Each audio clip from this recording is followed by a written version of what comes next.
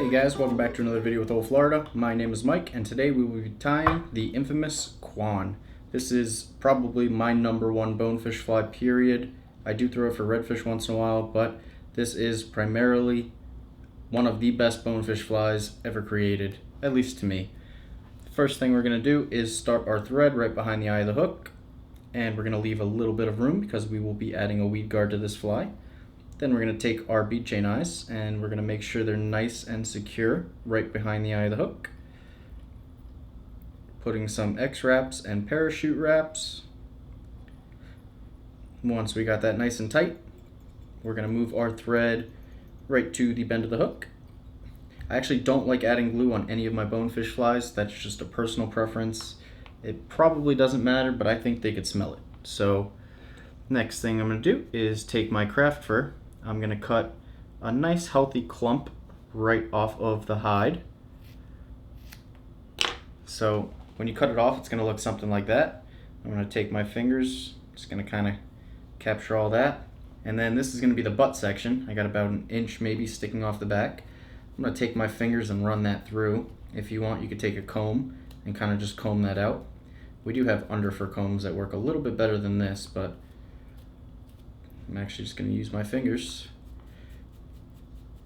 Strip some of that under fluff out. This basically just gives us less bulk and it's a little bit easier to work with.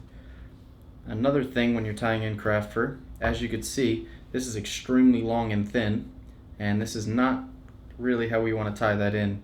One way to negate that is taking the longer fibers and kind of just stacking them right alongside and basically creating your own taper.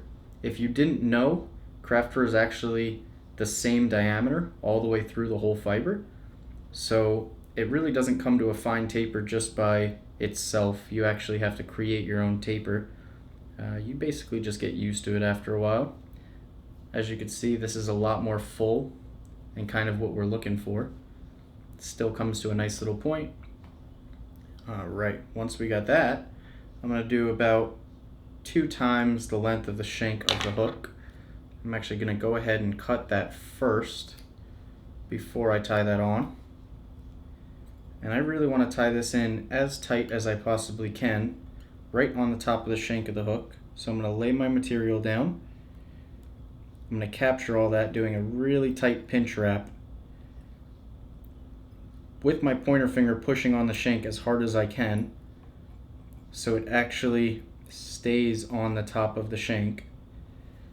Once I got that tied in, I'm going to come in here and trim any of the fibers I have left over as close as I can. And you'll see why in one sec when I add the hackle. Once I got that tied in as tight as possible, I'm just going to clean this up just a little bit. And I'm going to move my thread up toward the craft fur again. Alright, actually before I put that in, I'm going to add Sharpie to this fly. It's just a little bit easier now rather than when you have the hackle on it. So I'm just going to add 3 bars right to it. I think this gives a little bit of depth and a little bit better look. I know I won't add glue, but I'll add Sharpie that smells. To each their own. Alright, once we got that tied in, next step is going to be the hackle. I actually prepped 2 hackles, so 2 feathers, and I stripped the under fluff out. I left a little bit on this one. You can leave a little bit. I prefer not too much under fluff on the feather. So once you got those, I'm going to even them up completely right at the barb where they both start. I'm going to go ahead and tie those in right on the top of the shank of the hook with some nice tight wraps right on that bubble that we created with the craft fur. Once we got that, I'm going to trim that right on the top of the craft fur as well. And then this step actually really helps if you have hackle pliers. So I'm going to take my hackle pliers, I'm going to go ahead and grab the hackle. I'm going to take my thread and I'm actually going to move that forward a couple wraps just so I have enough room. So once I start wrapping this, I'm going to want to palmer it as far as I can forward And what I'm actually going to do is fall off that thread bump that I created with the craft fur. You actually want that to happen.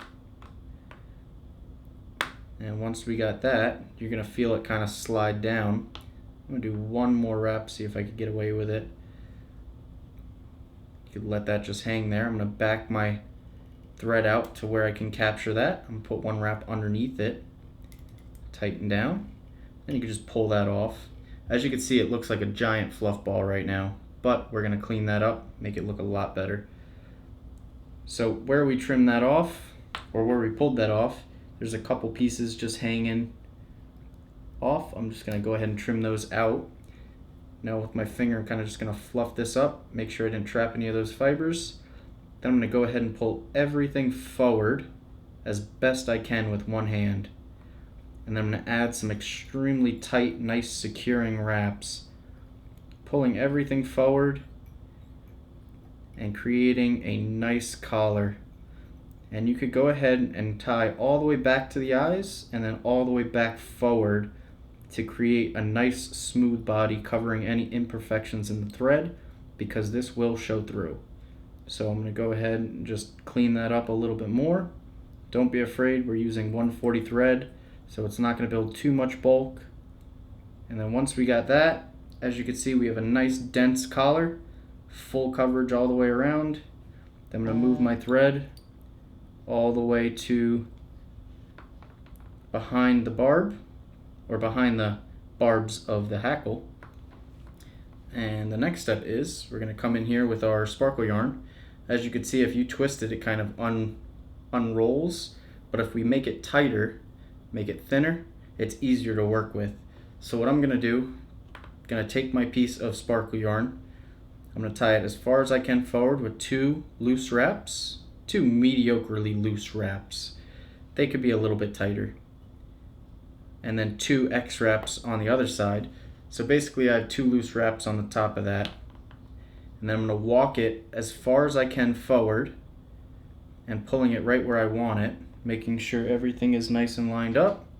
And then you could go ahead and start pulling that down and add another set of X wraps, one and one. And then pull them forward and add two nice tight securing wraps butted up right against that sparkle yarn. And I'm going to go ahead and repeat that step a couple times, probably around 5 or 6 depending on how much room I have on this shank. I'm going to go ahead and tighten the sparkle yarn, take my thread, do two nice loose wraps right butted up against the other piece of sparkle yarn. And then I'm going to take my sparkle yarn and walk it as far as I can up, butt it up against the other one, and then I'm going to pull down on my thread with a lot of tension. And then I'm going to do another set of thread wraps, make sure it's in the place I want, pull them both forward, and then put two nice really tight securing wraps. If you do it this way and you put enough tension, there is no way that these are going to come out, and you do not need glue. So I'm going to repeat that same process, two wraps on the other side, two wraps,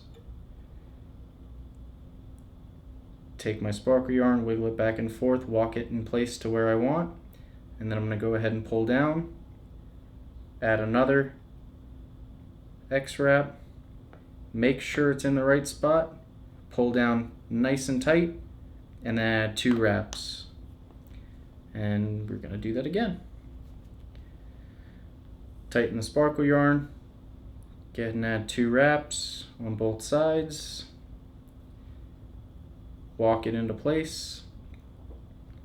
Once you have it in place, add another two tight X wraps, make sure it's where you want it. You can manipulate it just a little bit in that last part, and then pull forward, two or three tight wraps, making sure that they are extremely tight. We're going to do the same thing again, two wraps,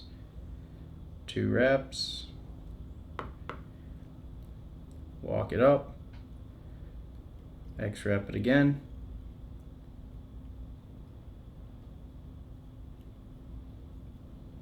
pull everything forward, lock it down in place. And I might be able to fit one or two more. You don't want to overcrowd it, So I'm actually going to move this one just a tad further spaced out than the other ones, just a little bit, so I don't have to add another one. This last one I'm actually going to put a couple more X-wraps just because there's enough room. I'm going to lock that down right there and just flatten that out. And that's going to be done with the X-wraps right there. I'm just going to clean up that last little bit.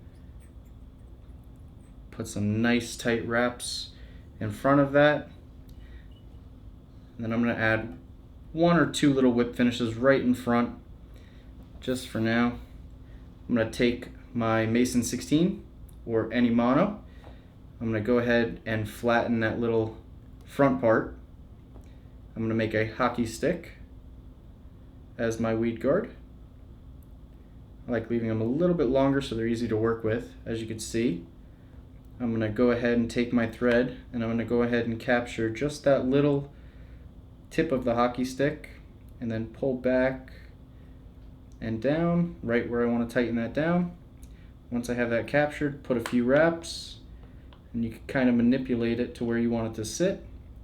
Once you have it to where you want to sit, you can put some tight wraps right in front and behind. I'm actually going to add some X wraps to this.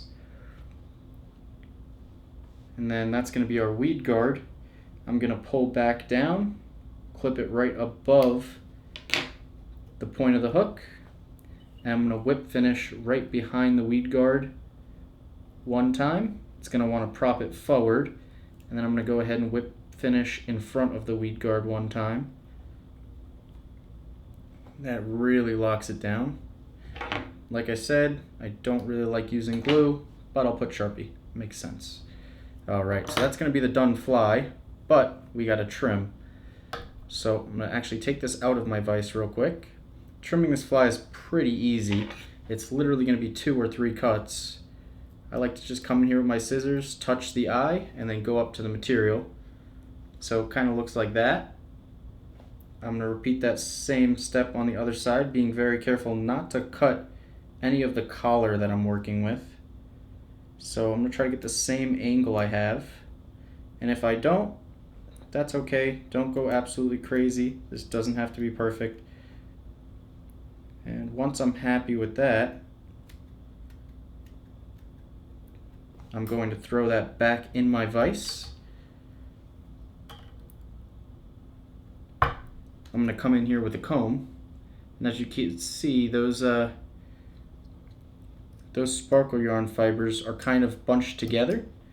So I'm going to come in here with a comb and I'm just going to pull them out extremely good, kind of make them form together. It basically looks like EP fiber when you're done with it, and it's a whole bunch easier to work with. That's just a little easier method of doing this than using EP fiber. You can use EP fiber, but there's not really too much of a difference. So once I pulled all this out, I'm actually going to go ahead and make the final trim and make it look just a little bit prettier. I like to do it thinner, closer to the eyes.